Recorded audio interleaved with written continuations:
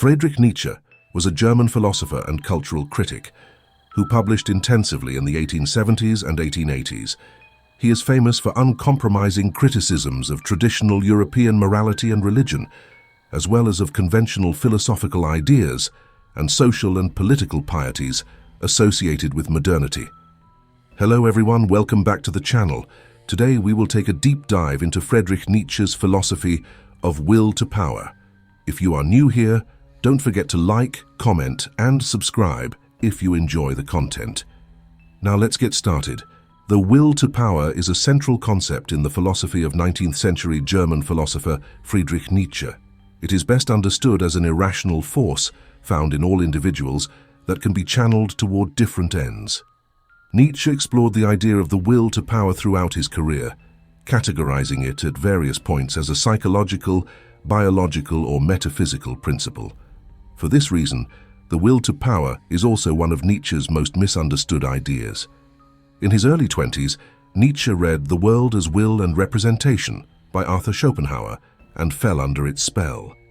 Schopenhauer offered a deeply pessimistic vision of life, and at the heart of it was his idea that a blind, ceaselessly striving, irrational force he called will constituted the dynamic essence of the world.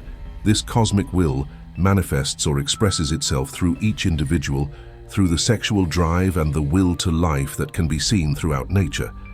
It is the source of much misery, since it is essentially insatiable. The best thing one can do to reduce one's suffering is to find ways to calm it. This is one of the functions of art. In his first book, The Birth of Tragedy, Nietzsche posits what he calls a Dionysian impulse as the source of Greek tragedy. Like Schopenhauer's will, it is an irrational force that surges up from dark origins, and it expresses itself in wild, drunken frenzies, sexual abandon, and festivals of cruelty.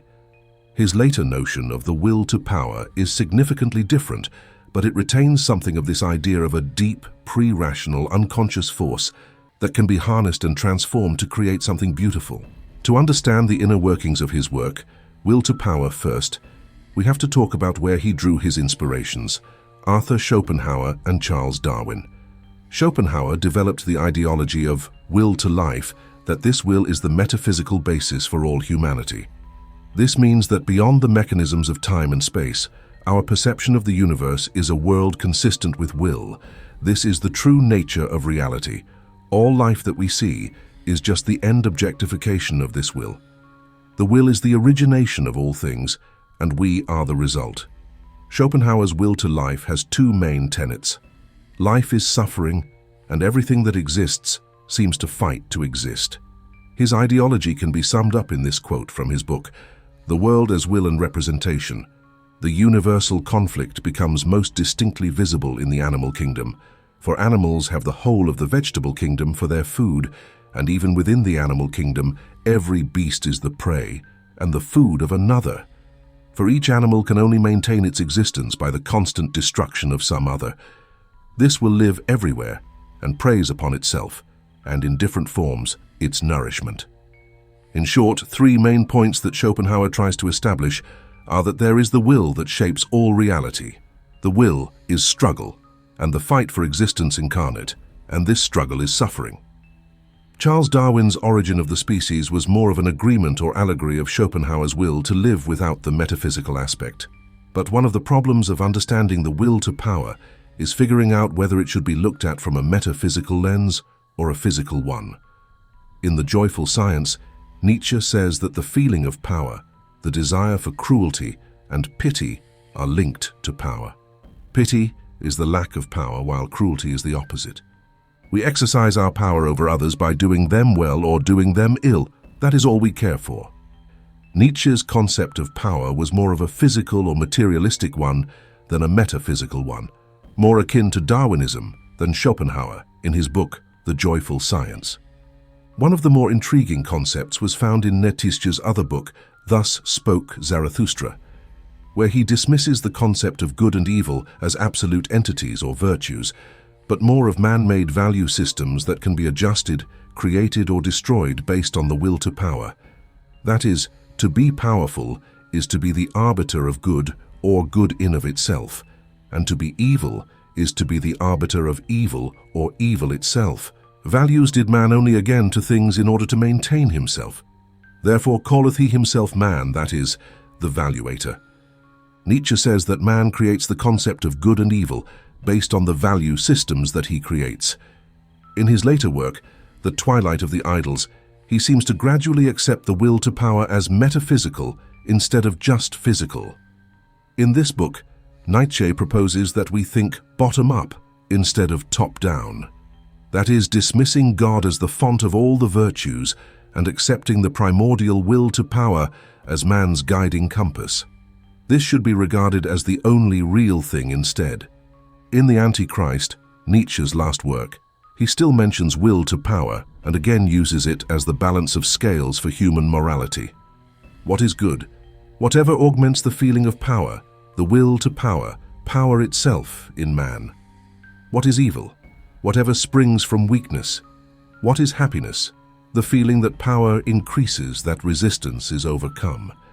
Life itself appears to me as an instinct for growth, for survival, for the accumulation of forces, for power.